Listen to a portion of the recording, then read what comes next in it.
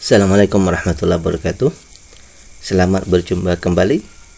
Mudah-mudahan kita semua dalam keadaan sehat walafiat.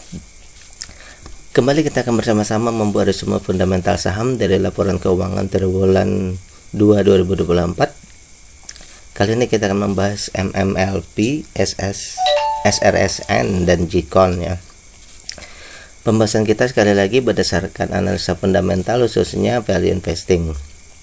Analisa ini adalah bahan pertimbangan tambahan, bukan perintah untuk melakukan aksi beli atau jual ya.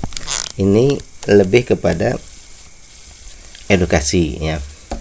Kali ini sekali lagi bahwa kita akan membahas 3 ya.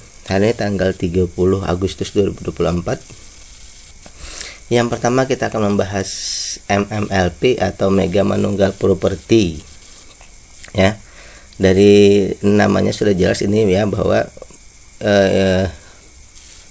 sektornya bidang properti ya. Dari segi kita baru punya satu data ya di triwulan 2. Kemudian dari data yang kita dapatkan bahwa keuntungan perusahaan ini baru 1,8% untuk triwulan 1 ya. Untuk triwulan 2 1,8%. Berarti keuntungan perusahaan ini termasuk keuntungan bersihnya ya, termasuk kecil. Yang kedua, dari segi nilai buku dibanding harga ya, ini masih ada gapnya 51%. Harga sekarang masih di bawah daripada nilainya ya.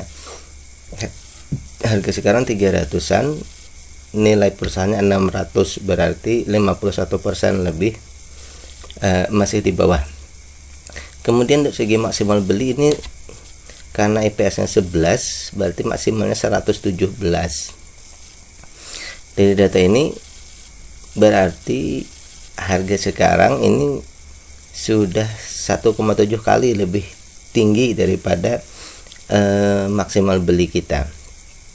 Sehingga dari data yang kita dapatkan dari segi valuasi ya, dari book value ini masih murah, tetapi dari segi maksimal beli ya, dari segi keuntungan ini sudah mahal ya. Yang berikutnya ternyata juga ya dikonfirmasi oleh dividen, karena tadi keuntungannya kecil ya, hanya 1,8, perusahaan belum membagikan dividen. Kemudian dari segi ketahanan ini aman ya. Free cash flow-nya memang 2% saja ya, tetapi aset lancarnya ini 3 kali lebih besar ya, artinya karena mereka hutangnya kecil, jadi aset lancarnya besar. Selanjut dari kepemilikan ini, dari kepemilikan semua sahamnya ada di bursa ya. Artinya semua yang pemilik saham ini bisa ya, hampir semua ya bisa trading. Namun non marketnya ini sangat ya, dalam ukuran yang bagus 32,91 ya. Tapi dari 99 ini ya, 41%-nya asing. Berarti asing ini hampir separuh ya. Berarti asing juga di sini ya, pergerakannya memang pergerakan mereka sama menentukannya dengan pergerakan lokal ya. Baik, dari data tadi kita ingin buat nih, bukan kesimpulan ya, tapi seperti biasa kita buat hipotesa bahwa untuk saham ini ya, untuk saham ini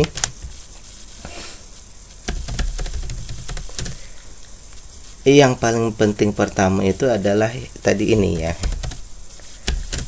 karena keuntungannya hanya 1,8.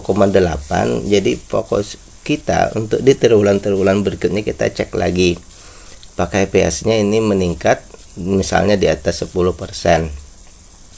Yang kedua juga harga ya,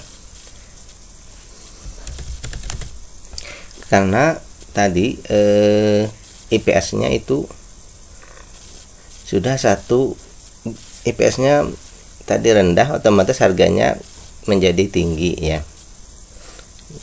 Dan lain-lainnya tidak ada masalah lagi ya, hanya dua ini yang perlu kita cek. Untuk dividen nanti, karena nanti hubungannya peningkatan IPS dan penurunan harga akan membaik, maka baru kita cek ke dividen ya. Baik, itu yang pertama dulu ya. Kemudian kita akan masuk ke yang kedua, Indo Acida Tama ya, atau SRSN. Bila Anda menemukan bahwa pembahasan kita ini bermanfaat, jangan lupa untuk klik like, subscribe, dan share. Kita juga menerima ucapan terima kasih. Silakan dikirim lewat nomor rekening yang ada di layar ya.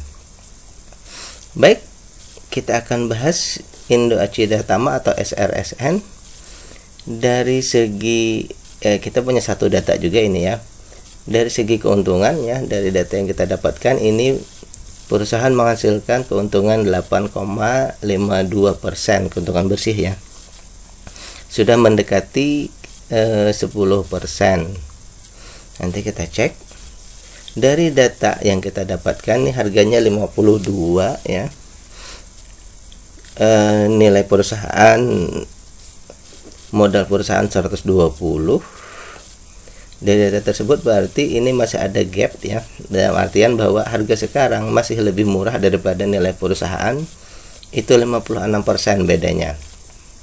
Berarti kalau harga sekarang sampai ke nilai buku, ini berarti sekitar bagger ya, bagger kalau dia bisa gerak dari sekarang sampai habis triwulan ini ya, maka itu bagger kalau memang bisa ya.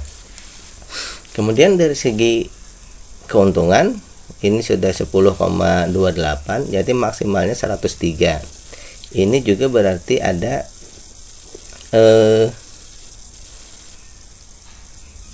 48% diskonnya ya. Ibaratnya kalau beli sekarang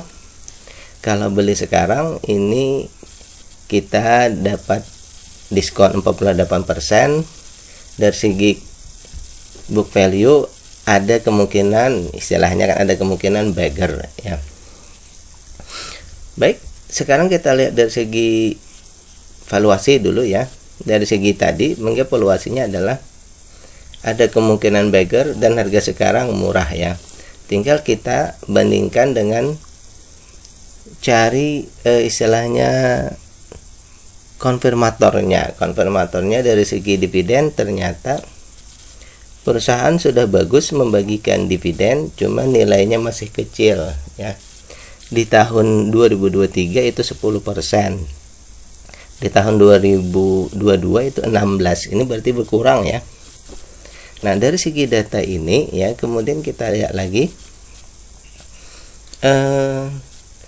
dari data triwulan 2 ini ya, maka kemungkinan besar dengan 10% tadi kita akan mendapatkan 1,08, 1,03 atau setara dengan dividen yieldnya 1,94. Ini berarti dividennya termasuk kecil, valuasinya murah, tetapi konfirmatornya belum memenuhi kriteria.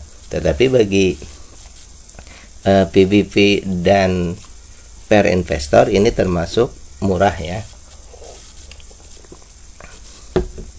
termasuk yang ditunggu bagi PBV dan per. Tapi bagi kita yang harus dengan konfirmator, maka murahnya ini masih belum memenuhi kriteria walaupun murah ya. Lanjut dari segi keamanan, ketahanan ya, ini semuanya oke ya. Free cash flow-nya di atas 0 ya, tapi memang di atas 5 ya seharusnya ya, cuma dari segi di atas 0 saja sudah oke. Jadi dari segi hutang ini aman. Kemudian dari segi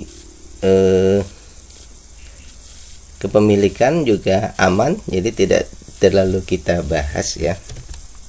Tinggal bahwa dari data yang kita dapat di sini ya, kalau menurut saya pribadi perusahaan ini sangat bagus ya, walaupun keuntungannya masih kecil, sedikit kecil ya. Oleh karena itu kita tetap, karena tadi keuntungannya hanya baru 8% ya, tetap kita masukkan. Yang lain-lainnya sudah oke. Jadi fokus kita di sini dua lagi yang kita tunggu. Yang pertama IPS-nya tadi meningkat ya di 10%. Yang kedua fokus selanjutnya tentu saja dividen ya, bagi kita yang apa tadi, value investor yang juga dividen investor ya, karena itu ada konfirmator. Karena kadang-kadang bisa saja bahwa PBP yang murah tanpa dividen yang memenuhi kriteria itu mungkin bisa ke beggar, bisa kan naik, bisa. Cuma kalau yang kita khawatirkan adalah misalnya selama dia belum naik, misalnya kita tunggu mungkin bertahun-tahun misalnya, pada saat itu kita tidak mendapatkan return ya, kita tidak mendapatkan upah untuk selama menunggu tadi ya, hadiah selama menunggu itu tadi ya. Padahal intinya dalam saham itu adalah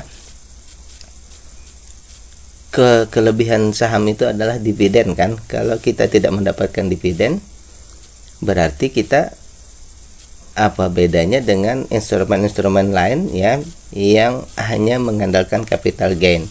Sementara di saham itu kita menginginkan keduanya ya, yaitu dividen dan capital gain. Baik. Untuk triwulan berikutnya untuk saham ini kita akan tunggu ya, dua tadi, IPS dan dividen ya. Baik, kita akan lanjut. Yang ketiga Jikon ya, Jaya Konstruksi Manggala Pratama ya. Jika Anda menemukan video ini dalam bentuk video singkat ya, silahkan klik di bagian paling bawah untuk mendapatkan atau menemukan video lengkapnya ya. Kemudian juga jika Anda menemukan bahwa pembahasan kita ini bermanfaat, jangan lupa untuk klik like, subscribe, dan share ya. Kita juga menerima ucapan terima kasih melalui silahkan dikirim ke nomor rekening yang tertera di layar ya. Jaya Konstruksi Manggala Pratama, kita juga mendapatkan data di 1 triwulan saja ya, triwulan 2. Belum ada konfirmator di triwulan 1 ya, tapi nanti kita akan lanjut terus sampai kita menemukan data full terus ya. Keuntungan perusahaan ini ya di triwulan 2 itu 7,72%, berarti masih dalam kategori di bawah 10 ya. Ini kalau menurut saya pribadi ya, kriteria 10% itu menurut saya pribadi ya, artinya Anda bisa saja membuat kriteria masing-masing ya. Ini opini saya pribadi. Yang kedua,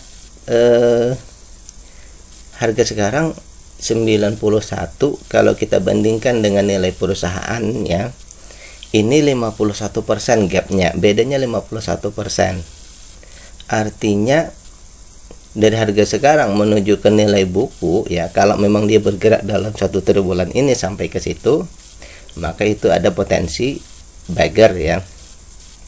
Kemudian dari segi keuntungan ya, sekarang ini keuntungannya 14%, 14 rupiah, berarti maksimal beli di 144 di harga sekarang, berarti ada ruang untuk kita membeli ya, ada 37% diskon. Jadi untuk valuasi perusahaan akan jadi seperti ini. Saat ini kita masih punya kesempatan untuk membeli dengan diskon 37%, dan ada ruang untuk bergerak menuju nilai bukunya itu menjadi bagger ya. Seperti itu rumusannya. Yang kedua, perusahaan membagikan dividen ya sebesar 28% di tahun 2023 ya. Di tahun 2022 itu 25%. Berarti di sini sudah mendekati 30%. Kalau kita ratakan 30 misal, jadi 475 masih kecil ya. Jadi dividennya ini masih kecil, sudah mendekati sesuai kriteria. Namun di triwulan 2 ini berarti kemungkinannya kita akan dapat 4,8% ya. 4,8 rupiah dengan dividen yield ya sekitar 4,49. Jadi kalau kita membeli saham ini, kita setahun itu misalnya ya, kita ada proyeksi untuk mendapatkan 4,49% setahun ya. Jadi kalau dari segi inflasi ini sudah di atas, tetapi kalau menurut opini saya ya, yang menghendaki 5% ini masih di bawah, itu saja ya. Baik, dari segi dividen, kalau menurut opini saya ini dividen yieldnya masih kecil. Tapi kalau Anda punya kriteria sendiri, misalnya berapa, itu silahkan atur sendiri. Dari segi ketahanan perusahaan, 4 data yang diperlukan ya. Ini dari segi free cash flow sangat aman, hampir 10%. Ini termasuk sangat besar free cash flow-nya ya. Aset lancarnya 2/4 kali lebih besar dari hutang ya, artinya mereka mampu saja membayar hutang berapapun ya. Kemudian hutangnya juga sangat kecil ya, di bawah 50%. Berarti untuk ketahanan perusahaan sangat oke ya.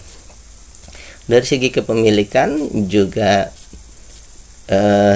ini hampir semuanya ya ada di bursa ya, 97%. Jadi pengendali sebenarnya juga punya saham untuk bisa dilego di kesempatan mana saja ya.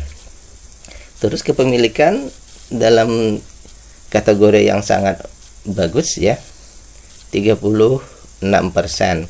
Tapi kita juga sambil cek terus ya apa yang terjadi. Baik, dari segi data yang kita dapatkan di sini, bahwa kalau menurut saya pribadi ya, ini hipotesa saya ya. Yang pertama, ini sebenarnya dari segi valuasi tadi sudah sangat bagus ya. Kesempatan beli ada ya, diskonnya, baggernya ada kemungkinan ya. Namun dari sini keuntungannya masih 7,7, masih di bawah 10%. Jadi mungkin kita harus menunggu lagi di triwulan berikutnya, apakah perusahaan mampu menggenjot keuntungan sampai lebih dari 10%. Jadi yang pertama ini ya. Yang kedua tadi, perusahaan sudah membagikan dividen, cuma mungkin kita tunggu lagi sampai nanti misalnya mungkin EPS-nya naik, nanti DPR-nya mungkin juga membaik ya. Dividen yield-nya mungkin membaik.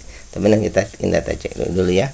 Tetap kita menunggu bahwa dividen ya, 2 ini data yang mesti kita tunggu ya.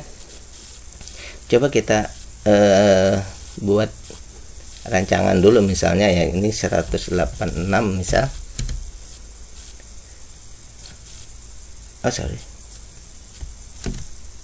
Bukan 186, 18 ya. 18, maka dividennya sudah kok 118.